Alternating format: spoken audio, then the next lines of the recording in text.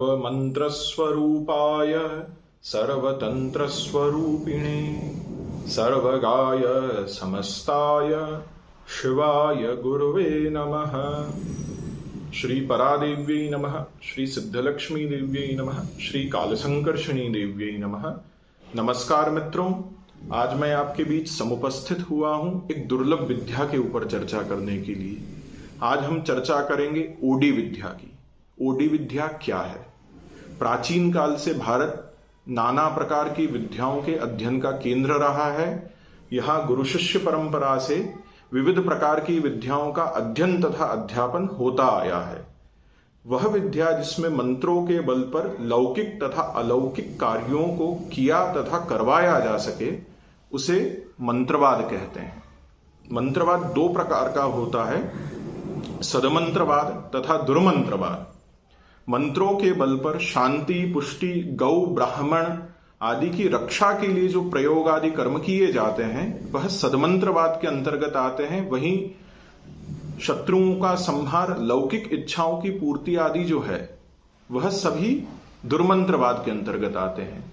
वस्तुतः तो मंत्र विद्या एक ही है, परंतु उद्देश्य के, कार्य के तथा पीछे की भावना के भेद से इसे सदमंत्रवाद तथा दुर्मंत्रवाद के अंतर्गत विभाजित किया जा सकता है।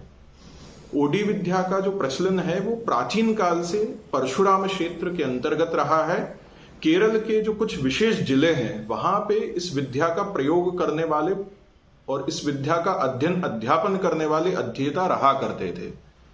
प्राचीन काल से जो केरल की सामंतीय परंपरा में छोटे छोटे राजा या क्षेत्रीय सामंत हुए, वह इन ओडियान को संरक्षण दिया करते थे। वस्तुतः राष्ट्र की रक्षा के लिए, देश की रक्षा के लिए ओडियन अपनी विद्या का प्रयोग किया करते थे, परंतु धन के बल पर उनसे कई बार कुछ गलत कार्य भी करवाया जा सकता था। शत्रुओं का संहार इस विद्या से होता है। तत्कारण एक सामान्य रूढ़ी बन गई कि ओडी विद्या जो है वह दुर्मंत्रवाद है। वस्तुतः ऐसा नहीं है। ओडी विद्या का प्रयोग शत्रु संहार के लिए किया जाता है, परंतु यदि वह देश, राष्ट्र, गौ, ब्राह्मण आदि की सुरक्षा के लिए किया गया है, कोई आताताई है जिसके संहार के लिए इस विद्या का प्रयोग किया गया है, तो वह एक सदकार्य है।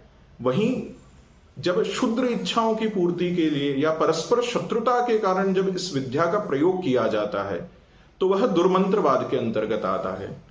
ओडी विद्या की उपासना करने वाले साधकों को ओडियन कहा जाता था। यह ओडियन विशेष प्रकार की विद्याओं में पारंगत होते थे, जिसमें मंत्र विद्या साथ ही साथ युद्ध कला रहती थी। वे नाना प्रकार के वेशों को धारण करके रात्रि में अपने शत्रु का संहार किया करते थे। ओडी विद्या दो शब्दों से बना है, ओडी धन विद्या।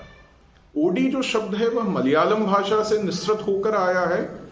ओडी का जो मलयालम भाषा में अर्थ है वह होता है मारना, तोड़ना या टुकड़े टुकड़े कर देना। विद्या तो सभी को स्पष्ट है, तो शत्रुओं को मार देने की, टुकड़े टुकड़े कर देने की या संहार करने की जो विद्या है, उसी विद्या को ओडी विद्या कहा गया है। ओडी विद्या के अंतर्गत ओडी भैरव, ओडी भद्रकाली, अग्नि भैरव, नीचन आदि देवताओं की उपासना की जाती है। मुख्यतः ओडी भैरवन तथा ओडी भद्रकाली मुख्य सेवा मूर्ति हैं, जिनकी उपासना ओडी विद्या के उपासक किया करते हैं।